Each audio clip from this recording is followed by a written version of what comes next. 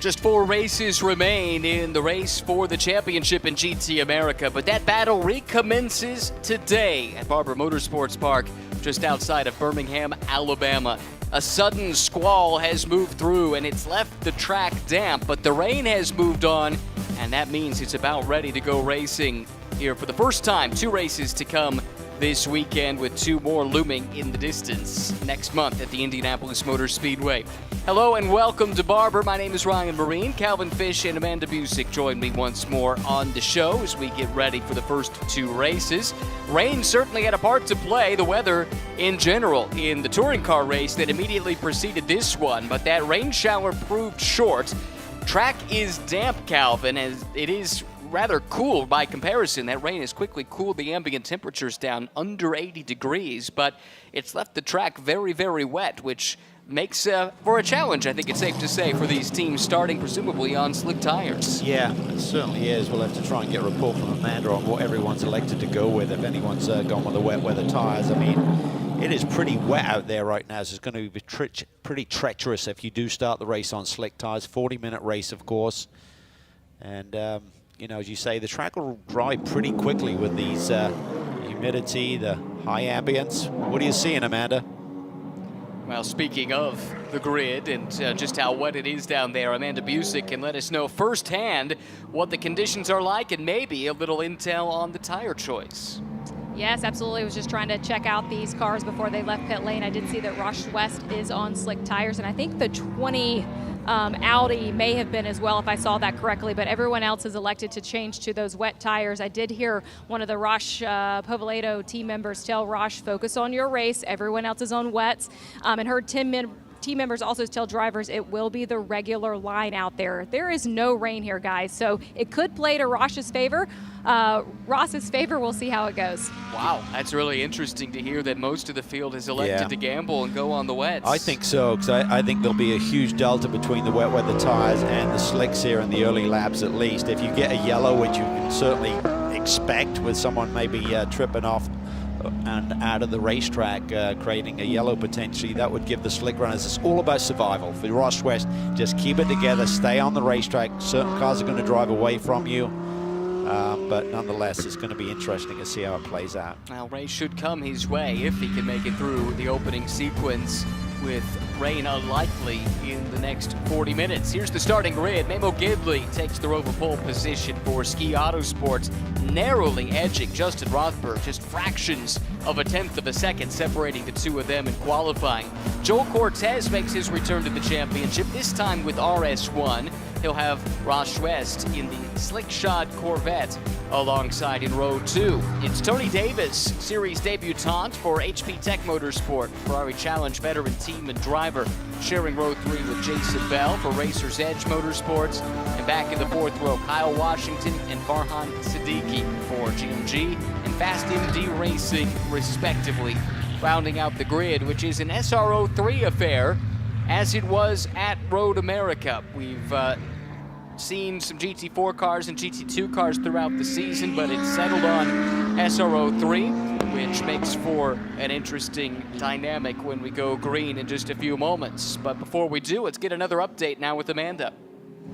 Just taking a look at some of the teams that are already putting slick tires on the pit wall down here, trying to assess what's going to happen in the first couple laps of this race. You can see that RS1 Porsche team potential to do that jump. Joel Cortez working alongside Jan Halen this weekend. I did also notice that the Corvette is at the back of this field now. I did hear from a pit official that there was a spin on track for Roche West. Yep, and we got that word from race control as well, just how illustrates just how treacherous it is to be on the cold, slick tires. So Ross is dropped to the back of the train, and maybe in some respects that's a safer place to be when you're on those slicks, when you're thinking about survival and the others have a bit more grip at their disposal being on the wet tires. Yeah, and I think the key word though is cool tires, because there's no tire warmers allowed in this championship. And it's hard to get the load and get that energy and get the tire temp. You talk about getting in the sweet spot for a qualifying run, for example, but in these conditions, it's all about getting the load, and it's that edge that you have to go over between being so conservative and never really loading the tire and then loading the tire, and it literally snowballs in terms of the grip level that you get. Suddenly when you get the energy going, it gives you more and more grip, more and more confidence. You push the car harder, more and more tire temperature, more and more speed. One thing we noticed during the touring car race, the back half of the track seemed to be a lot more wet than the first half of the lap, and that's something that will have to be dealt with. Maybe certain sections of the track, it would be safer to push on those slick tires than others. Yeah, and I'm looking for Kyle Washington. He's not afraid to get his elbows out. I feel since the midsummer break, he's come back not as strong as he was leading into that break. And when you look at the championship, he now sits 25 points back of Justin Rothberg. He's still P2 in this championship, but he kind of towards the tail end of this field to start the race. Rothberg's up on the front row. Maybe this curveball of the weather gives him an opportunity here today. We will soon see, but he's got to take care of that chassis because they had a big crash at Road America, didn't they?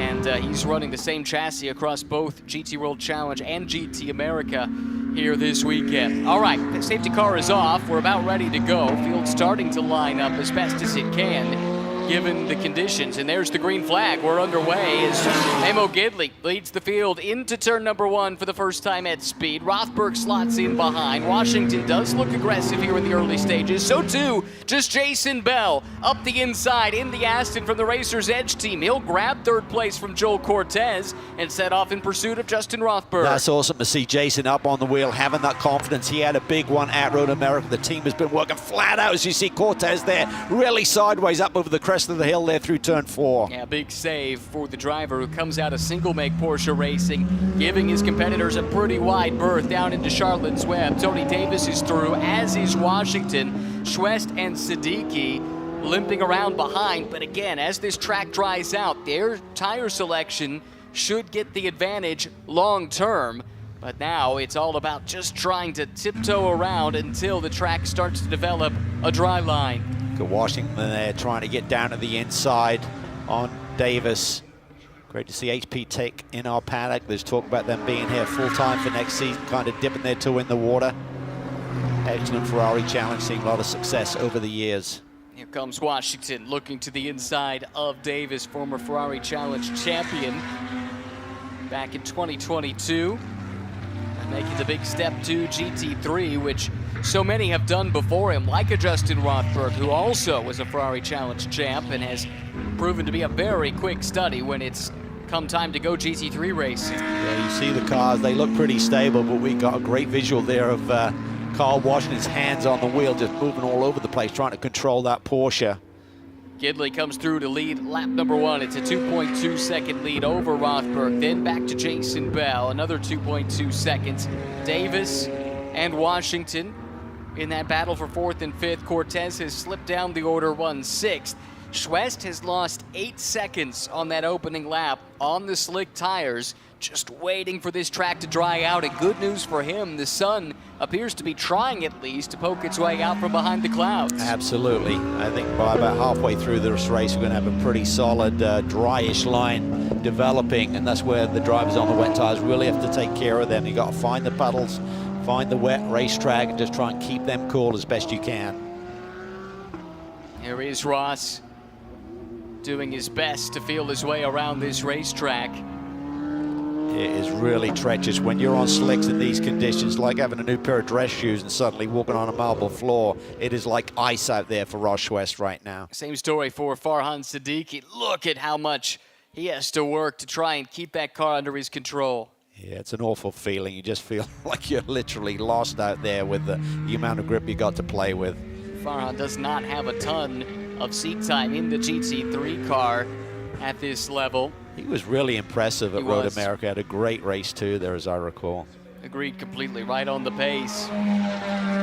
This weather, a curveball he probably didn't need. Coached by Jagger Jones, by the way, grandson of Parnelli Jones, son of PJ Jones, who you would know quite well, Cal. Yeah, I was actually PJ's teammate once in Indy Lights for Norm Turley's team. We raced at Detroit on the same team. But a great guy, great family. Jagger's been working with Farhan for a little while. Saw him walking around the paddock earlier today. As we focus back in on Tony Davis, making his series debut and looking really solid right now, running in the 4th position with the veteran and championship contender, it should be noted, Kyle Washington behind. It is starting to cross over though.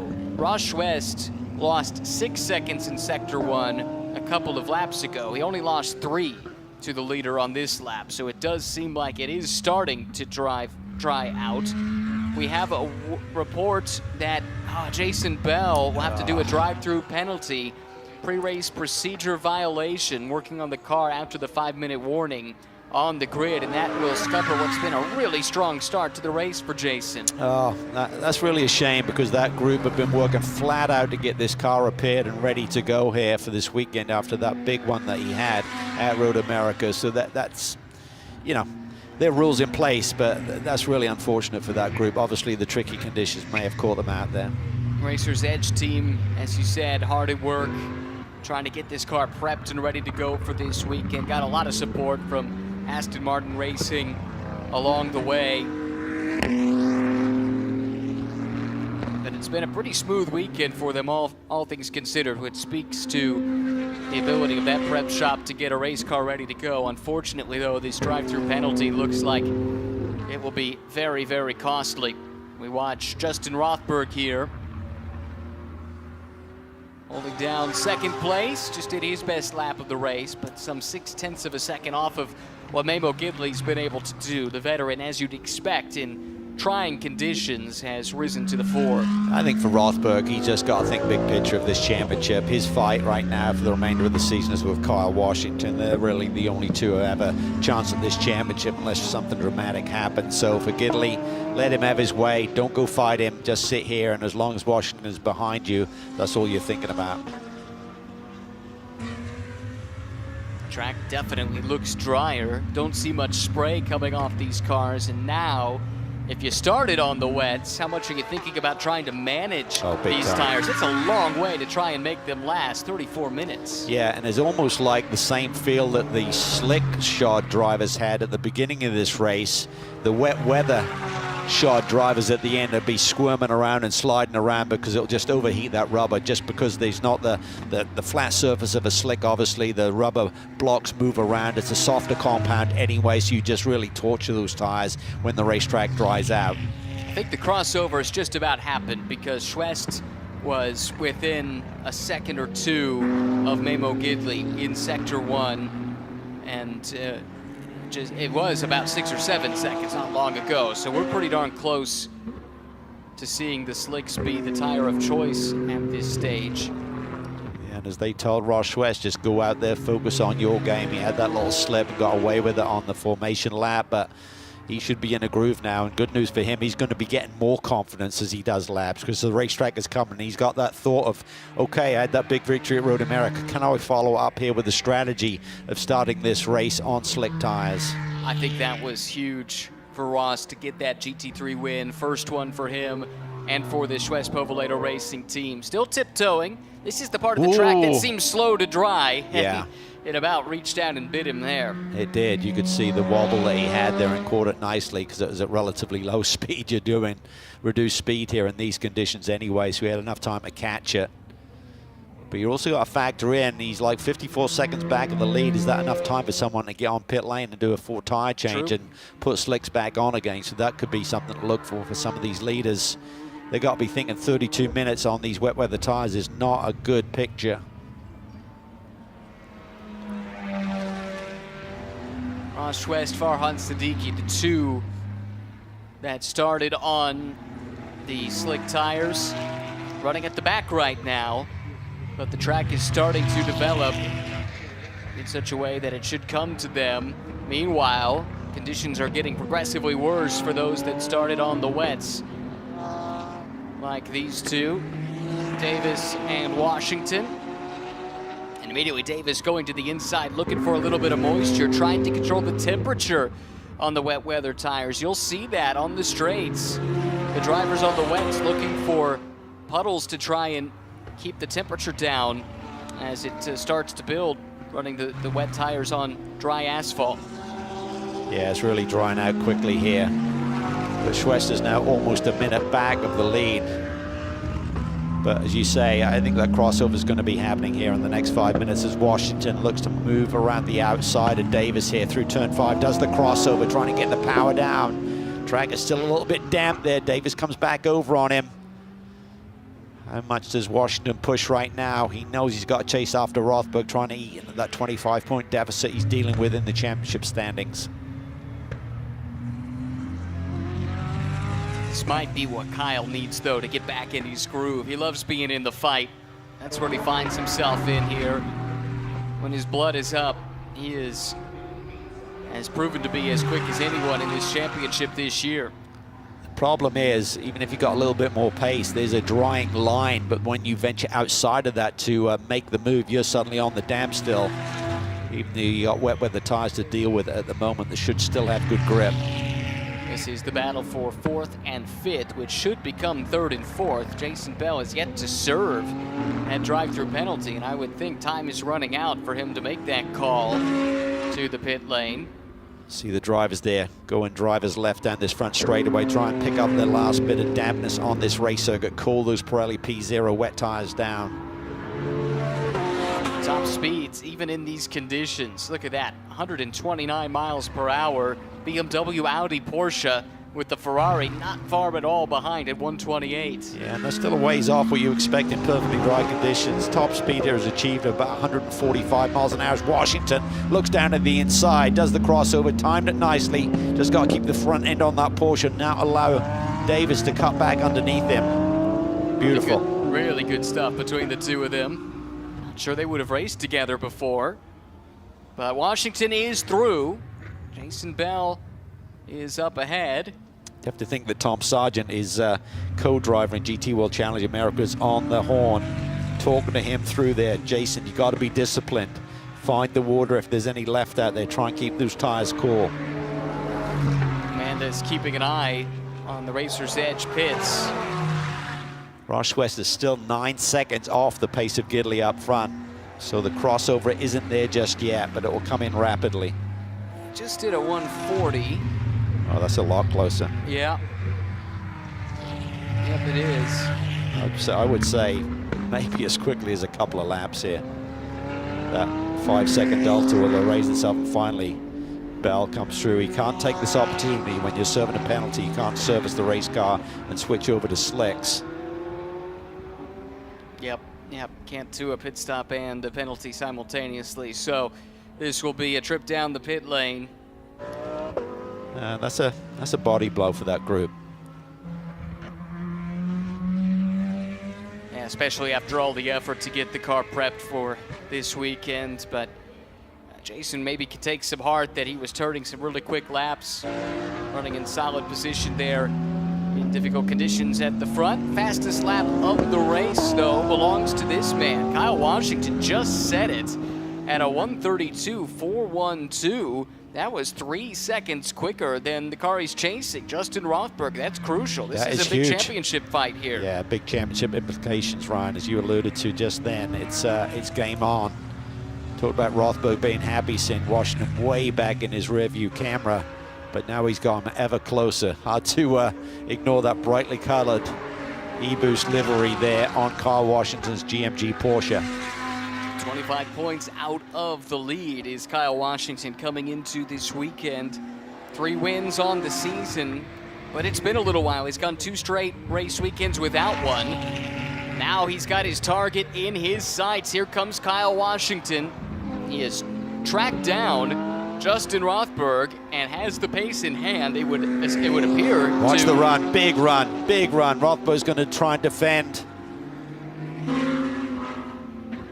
Washington looks outside, then pokes the nose to the inside, but you're right. When you venture offline, you venture into the damp again. Yeah, he's got to be careful here. He doesn't want to get in the side of Rothberg. That is really tight there. That is really tight. They're rubbing.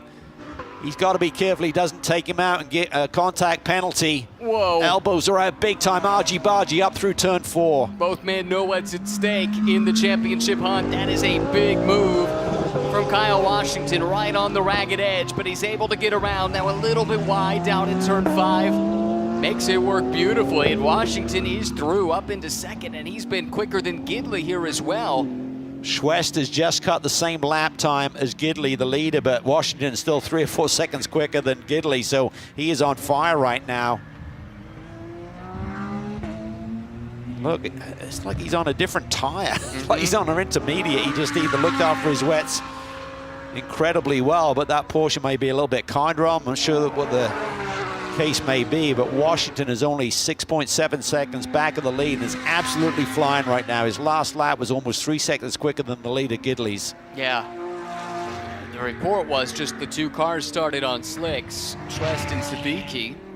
But the pace in this GMG Porsche has me wondering, so we've dispatched Amanda to go find out. Teams are electing to dry for these wet weather tires. Yeah. So Ski Autosports will bring Memo Gidley in from the lead of the race. He was losing too much time. Washington is through to the lead now. Schwest is 65 seconds behind, so they just need a good, efficient pit stop here. Let's take a look. It was close, and a warning was issued, by the way, for the driving standards in that battle between Washington and Rothberg, but just a warning. Meanwhile, here's the team. This is not a team that runs a GT World Challenge operation, by the way, so they're not used to doing live pit stops. This is what the warning was for, Cal. It was close. Yes. Both drivers not giving an inch. Super aggressive. And as they come up through here, I mean, Rothberg just doesn't want to be put in no man's land, because if Washington runs the normal line through turn 4, he's just going to wipe Rothberg out. So Rothberg turning to the right there as they came to the crest of the hill, he was just saying, you got to give me some room here. And now we see Tony Davis in for a change of tires as well, down to the pits and Amanda. Yeah, that was going to be my ad as well. You'll see Memo Gidley just drop from the risers there. He has taken his slick tires, as well as Tony Davis, HB Tech, executing their change to the slick tires as well. You guys were talking about Kyle Washington. Have to imagine that they're going to assess that situation as well, because he was on wet tires. But I talked to him prior to the race. You guys got to remember, it was Sonoma race number 2 that he got that first win in wet conditions. He started from close to the back of this grid today and said, these are my conditions. I got it, Amanda. Yeah, well, he does, and now he comes through and into the pits. Amazing the pace he was getting out of those wet tires. This, though, has been the fastest car on the track. Ross Schwest, the trouble is, he's so far back. We'll see where he shakes out once all the pit stops are done. Strange talking pit stops in GT America, not usually part of the protocol. Yeah, but importantly, he's ahead of Gidley right now. Yeah. So that pit stop for Ski Autosports was not quick enough to get him out ahead of Ross Schwest. You'd think a team like GMG, which runs the car in GT World Challenge America, might have a bit of an edge, make this a quicker stop. Tires don't look like they're absolutely rooted there. As you could see, the tread blocks seem to be in pretty good shape, but feathered a little bit. Here comes Schwest. He's going to plunge down the hill on that front straightaway as they try and get that GMG Porsche off of pit lane. Rothberg has stayed out, by the way. The only car that started on the slicks. And look at this. Here comes Schwest. He will come through to grab the lead of the race. Let's not forget he's got tire temperature as well, so he's going to extend that lead initially at least. Well, the lead of those, of everyone barring Rothberg, let's remember, has not pitted and is going to stay out, is currently 49 seconds ahead of Ross Schwest. Bell is ahead as well, even despite that drive-through penalty. He still sits there in second on the road. Wow. That's a good point.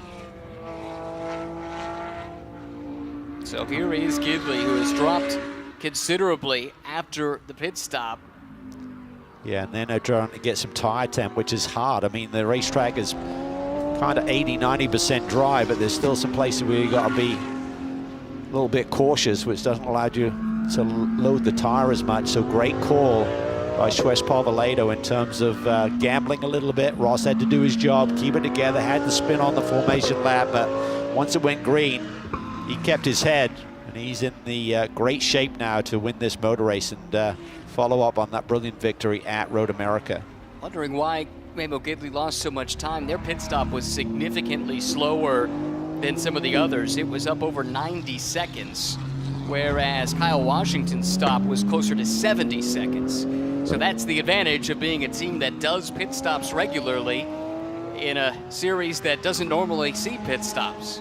Yeah, and that's one of those things. They're the details. They're the things that a team, despite not having a regular pit stop in your normal strategy, you just got to cover all of your bases. This is another team that over the years has been very quick in the pit lane. Justin Rothberg is losing time to Ross Schwest. Yeah, he doesn't have enough of a gap. I mean, Schwest is going to assume the lead here once everything cycles through, unless he makes a mistake. You can see Rothberg just floating the car now on those wet weather tires in basically dry conditions. It just squirms around. It just feels soft and squishy. You just don't have the support from the tire like you normally feel in a race car. We have a pit stop under review. That is the Kyle Washington pit stop. Let's keep an eye on that. Meantime, Memo Gidley has caught Farhan Siddiqui, who started on the slicks. He's done well to survive the difficult conditions as the track crosses over now. Here comes Gidley, Audi on Audi, looking to make the pass here into a very difficult part of the track to go side by side and maybe a little bit of contact between the two. Yeah, I think Gidley thought he had it. Siddiqui said, Not done yet. Drag race. Memo sweeps across his bow and takes it.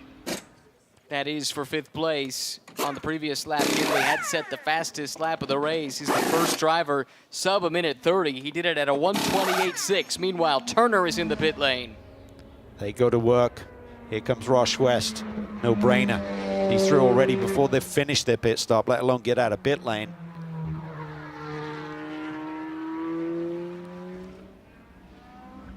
Wow. Well, great call by the Schwest Povoledo Racing team, and again, you're exactly right.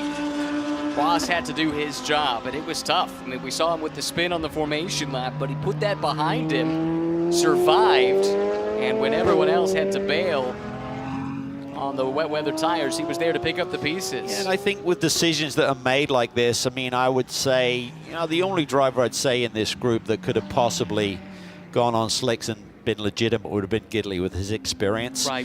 When you're talking about a pro race, I think everyone would have started on slicks. But with AM drivers, you've got to give them that security blanket in those really tricky conditions. Otherwise, they're going to fly off the road.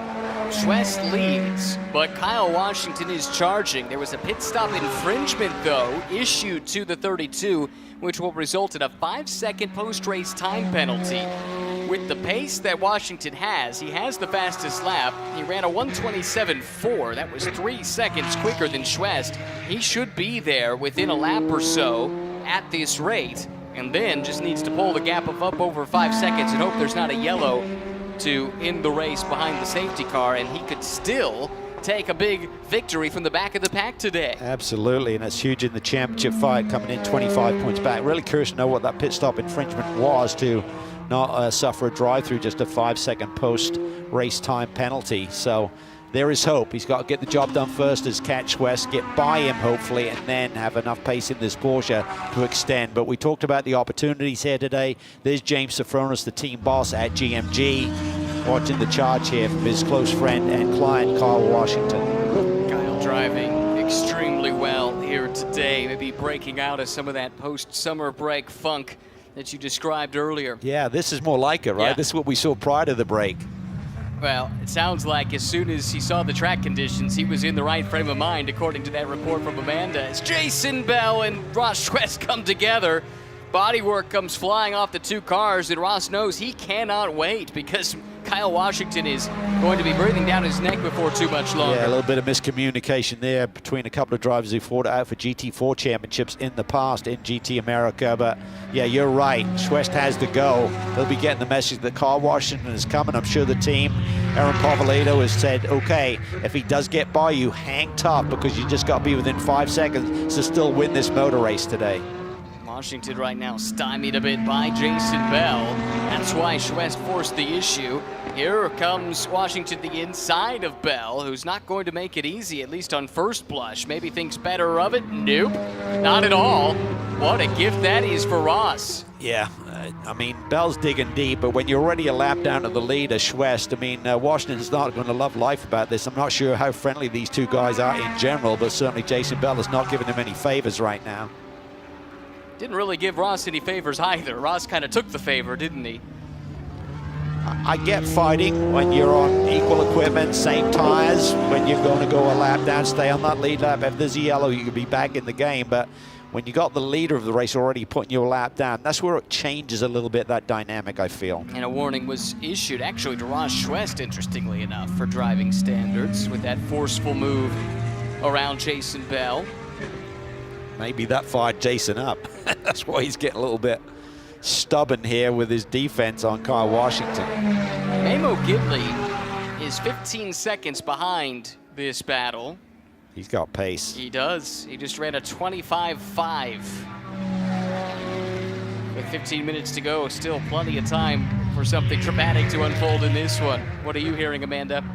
Yeah, you guys did talk about the bit of a slow stop for Ski Auto Sports. I stopped by and talked to Phil Creighton, and he said we're just inexperienced at this when it comes to the pit stops, and that's just not our normal group that we get into. But he said he's very proud of his team for how they handled it and got Memo back on track. Yeah, you can't stress enough. It's a team that doesn't do this week in and week out, whereas the cars they're racing do, with dual programs across GT America and GT World Challenge and some other series too in some instances. Tell you what, Bella's got pace here. He's hanging with Ross Schwest. Maybe he was thinking, you know what? I've got pace here. As soon as my tires come in, I can maybe go chase after Ross Schwest, get on that lead lap, catch a lucky yellow, compress the field, get back on the podium. It's a long story, but there are still nearly 15 minutes left in this race. Sure. We've seen strange things happen this year. We've seen strange things happen today.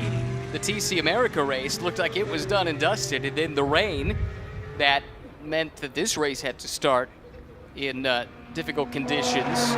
Wet track, but no rain coming down. That totally turned the TC race on its head. Fastest lap of the race to Memo Gidley, doing his best to overcome the deficit after the slow pit stop. He is quick, about 2 seconds, a little over 2 seconds faster than the race leader. Yeah, he's just 4/10 quicker through Sector 2 than Ross Schwest, but Ross Schwest was 3/10 quicker through Sector 1. So not sure if there's enough of a delta there with a 12-second gap to the leaders for Gidley to eat into that and be a factor for the win. Washington still stuck behind Jason Bell, and that has stymied what appeared to be a insurmountable charge to the front. I would big picture here. Let's not forget Jason Bell's a lap down here, but I think this is maybe his strongest run of the year. He's feeling good. Now he's got Kyle Washington down in the inside. That was really tight to a clip there as well, but Bell has really got good pace here today. I think he's feeling it. Did a lot of work to get that car back, as we said, after the Road America crash, but he's looking strong here this weekend. Yeah, they're not running a lap down because of pace. No. They're there because of the penalty, which evidently was because they were still fitting the wet weather tires inside of the 5-minute mark, which you cannot do, so he had to do the drive-through penalty. But now that he's there running with the top two, right in between them, yeah, his pace is quite strong. This will be a good shot in the arm in terms of confidence, if nothing else. Yeah, and I'm not sure if it's the dirty air for Kyle Washington or just the fact that the racetrack is fully dry and Schwest has now got in his groove, but he was coming in a hurry, eating into that gap to the leader of this race. And let's not forget, he's still got that 5-second post-race penalty as well. Schwest is looking in great shape here as time whittles down to just over 12 minutes to go. Yeah, Ross has settled in really well. In fact, he just did his best second sector and the overall best third sector on that most recent lap. And he's doing it on older tires than just about everybody else in the field. Remember, he started on the slicks when others made the switch about halfway through the race. Yeah, I agree with you there. I don't think you really eat into the life of the tire in those slick conditions. You're just kind of almost cruising around. They're almost like formation laps, just really not putting too much heat into them. So I'm not sure there'll be much of a delta there in tire performance, but most importantly, he just found the balance in this race car. The conditions are coming back to him, and I think that really eliminates any thought that Gidley and Ski Autosport may have had there momentarily about chasing down these leaders. Yeah, Memo just did the best lap of the race again as Bell he's has got an a technical issue. Oh, well, that sets Kyle Washington free, but hate that for Jason, who had just done his best first sector prior to that issue. Okay, let's see what Washington can do now. Is it this? He doesn't have the pace. Oh, a little bit wide there. We talked about the lines around this racetrack. You just want to have the right attitude and the angle of attack coming off these corners. And there he's just kind of looking at the grass there a little bit more than down the racetrack. But he is back up on the wheel. He knows he's got a ton of work to do. Well, immediately his best middle sector as soon as he got clear of the traffic. Comes through to complete the lap. The gap is 2.6 seconds to the race leader, Ross West. As it stands, it still figures to be a pretty good day for Kyle Washington because the guy he's chasing in the points, Justin Rothberg, is down in 4th. So this would definitely help his cause to at least keep it interesting going into the final 3 races. Yeah, that's a big swing. And I think importantly, he's got to keep pushing. Yeah, he's got thoughts of chasing Ross West, gapping him by 5 seconds, but importantly, he's got to maintain at least a 5-second margin over Gidley, who sits in P3. And those charge has been blunted somewhat. Still fast, but the margin is much smaller relative to the top 2 than it had been earlier. Watching Farhan Siddiqui, who's on the same strategy as Schwest, running a solid 5th, but Tony Davis is starting to reel him in. I thought Tony in the wet was really strong to begin this race, and now with the unexpected pit stop, and this is another team I think that had a slower stop coming from Ferrari Challenge, which again is a sprint race format. Don't usually see live pit stops. They had to scramble a little bit, but have recovered nicely, and Tony's had some good pace here in the drive. He does. He's shown really impressive pace during the practice sessions here this weekend, so he's certainly right in the mix. Great to have him testing the waters. The team announced an entry for next year in GT America, but reports are they're evaluating a couple of different options, which could include GT World Challenge America potentially. Whoa, Siddiqui goes wide. Yeah, that was a big ride there. You could hear the front splitter hit the beginning of that curb there on the track out. Just like that, that brings Tony Davis right up to the rear wing of the Audi. I like Siddiqui though. I've been impressed by what I've seen from these last couple of weekends. Seems to be a good little racer.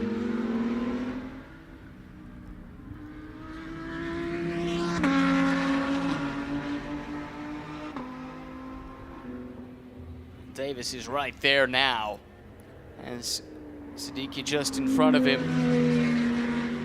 Now this will be different for him, right? Coming from single make racing, everybody's got the same stuff. Here, you've got the Audi platform versus the Ferrari. They'll have different strengths and weaknesses. I don't think he's raced against anything other than a Ferrari, has he? Not just driven, but even competed against until this weekend. Up the inside. 004 car, able to knife on through, and does take the position away from Farhan Siddiqui, who's looking to fight back but can't. So move Davis up to 5th, and he'll set off next in pursuit of Rothberg as we head back down to the pits and Amanda. Hey guys, yeah, over the seasons I have had the ability to cover Tony Davis in Ferrari Challenge North America as he makes a switch over here. Caught up with him yesterday as he was getting photos taken in his new fire suit over here. He did say that this is the first time that he'll ever see a different manufacturer in front of him or behind him as he takes to Barber Motorsports Park. I did talk to George Herrera too, team owner for HP Tech. Calvin, you were saying their plans for next season that would include a second car as they assess where they what format they would like to race in. I did hear that Tony does have experience here at Birmingham. They brought out here at Barber, they did bring out this Ferrari a month ago and had some lap times around here with Tony. Yeah, they've done quite a bit of testing in preparation for this. Team's based down in Florida. They've run in Miami, they've run at Sebring, a couple other places in preparation for this. That's the way to do it, right? Just don't jump in and at the deep end put some floaties on.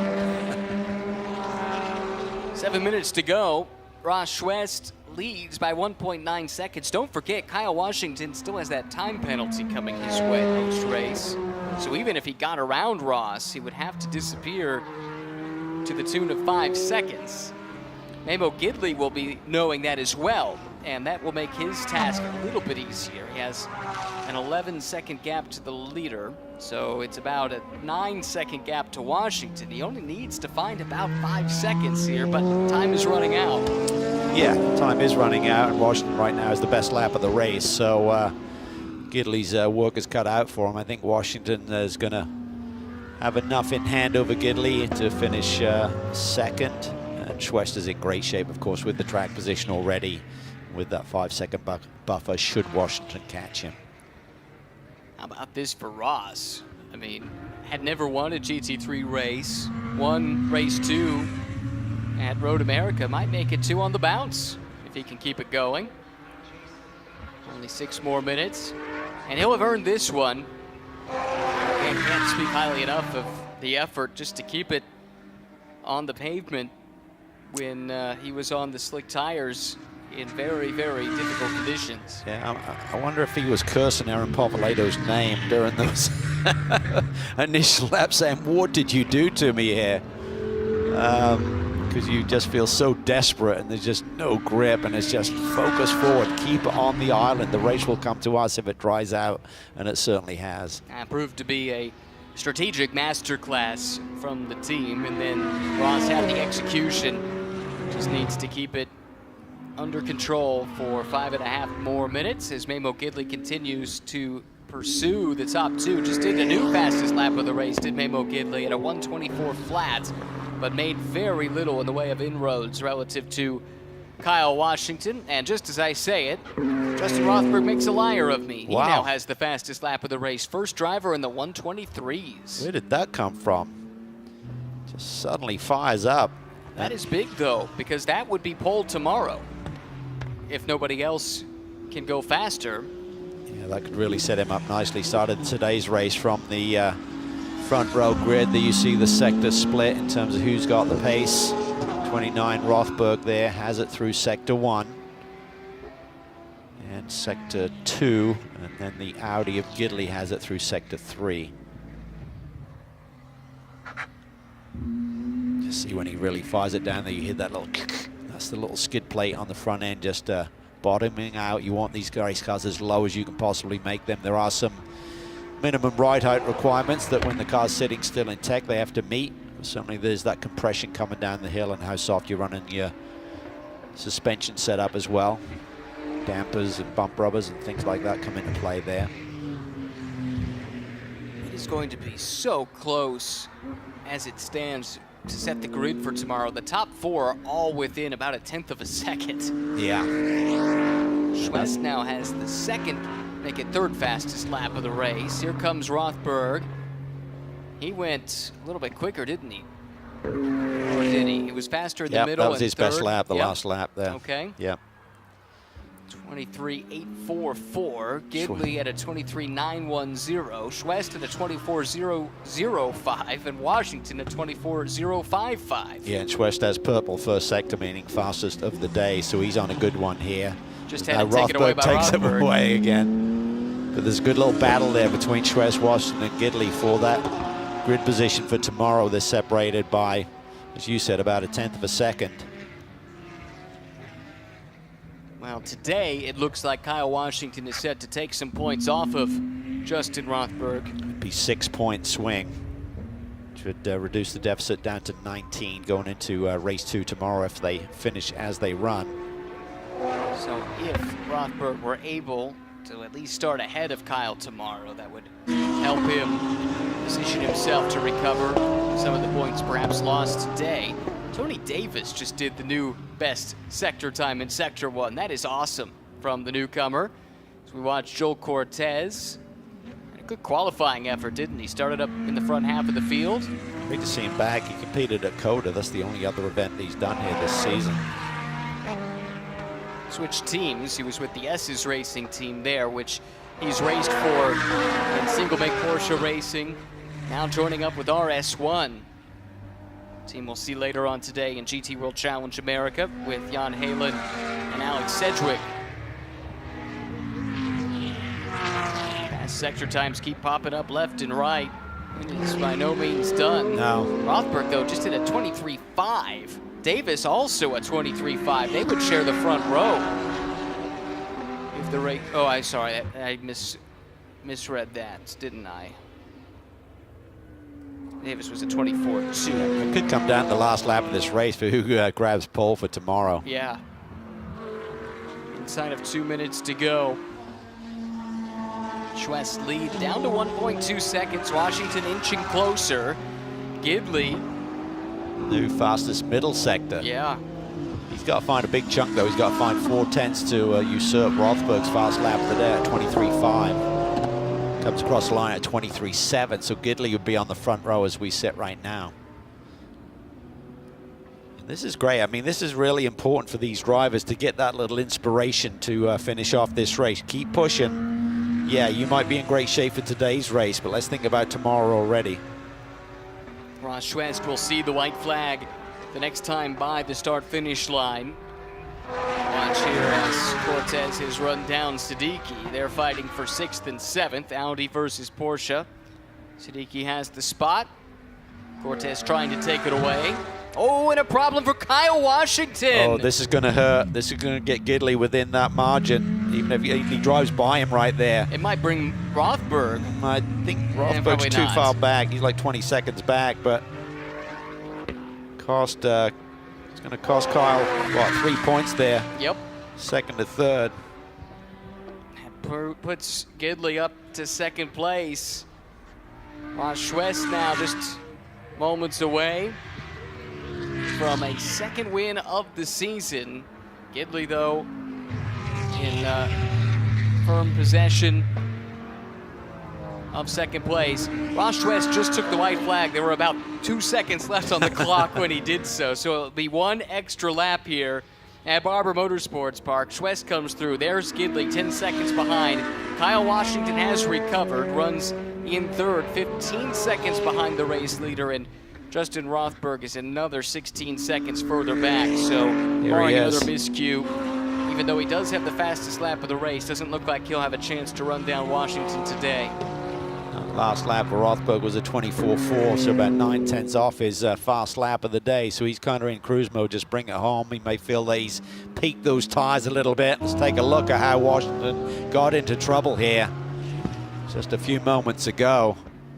Critically lost that 2nd position. He just sends it.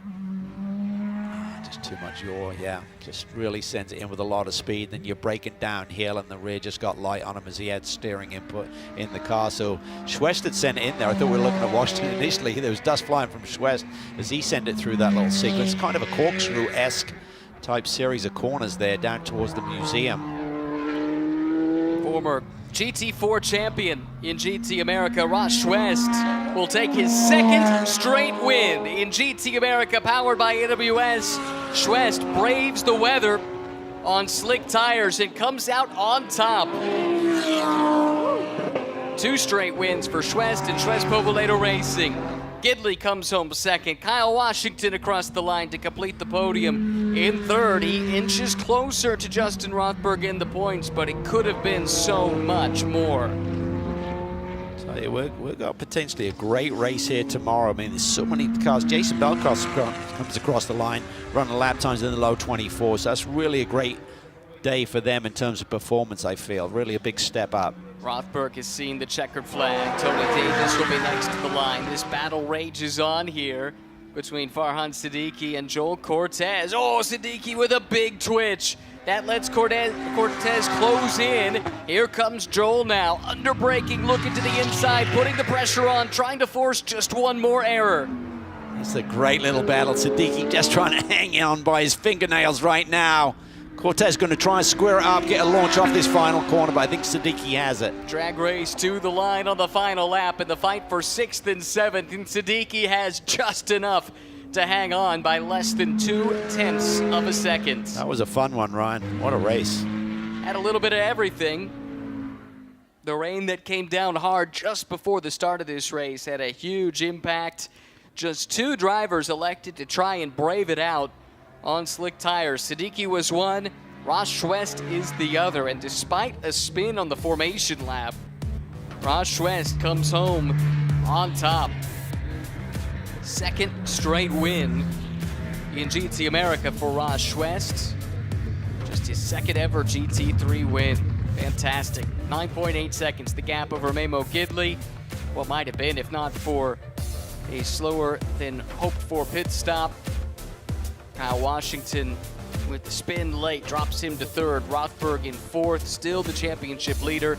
Tony Davis on debut showed really strong pace. A good starting spot tomorrow. He finishes fifth. Siddiqui, Cortez, and Bell complete the finishing order.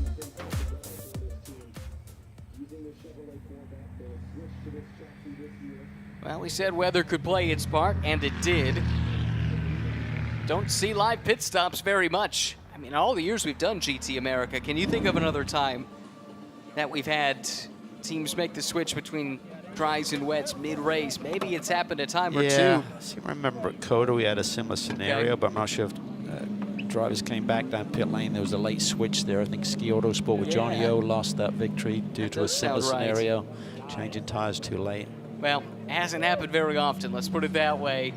And neither has this, a Ross Schwest GT3 win. Congratulations to him. Greg Gill there to offer the congratulations, and the smile is plain under the helmet for Ross. I want to know what he was saying on those opening do laps too. on the radio to the team. Like, was he calm? Like, yeah, I can see it. The track's dry and we're in good shape. Or was he saying, what did you do to me? I want my mummy.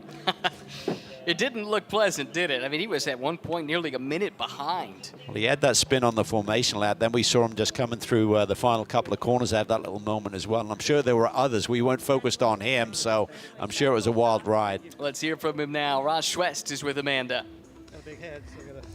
Ross, I heard right before you took off for the formation laps, your team told you that you were on slick tires and everyone else was on wet. So walk through that decision from the team that ended up working out so fabulously.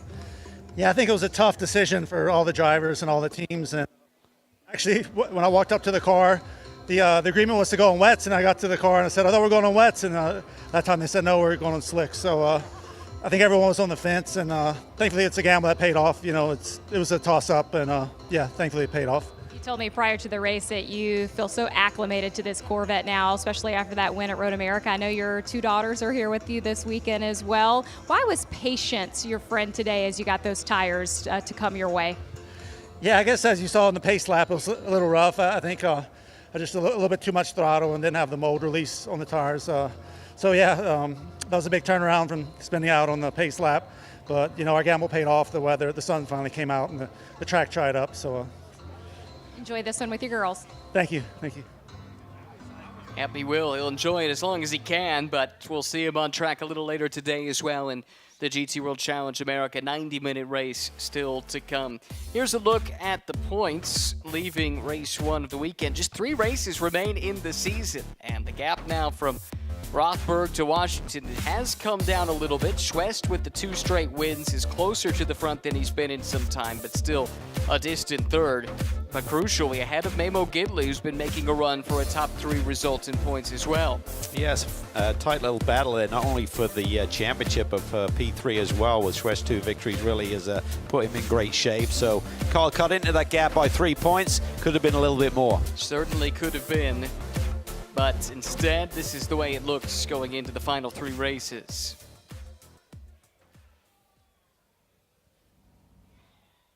Beautiful venue here at Barber Motorsports Park, and we had a show today. We'll do it again tomorrow, but first, a look back on race 1. Green flag waved as the track was wet but drying under an Alabama sun. It was Memo Gidley leading the field to the green. Jason Bell, early aggressor at the start of the race to get some track position. Those that started on the wets, well, they looked like they were in a great position when the green flag came out, but the track slowly started to dry. Good battle here between the 2 men fighting for the championship. A reprimand was handed out, but no penalty for the contact between Washington in the Porsche and Rothberg in the BMW.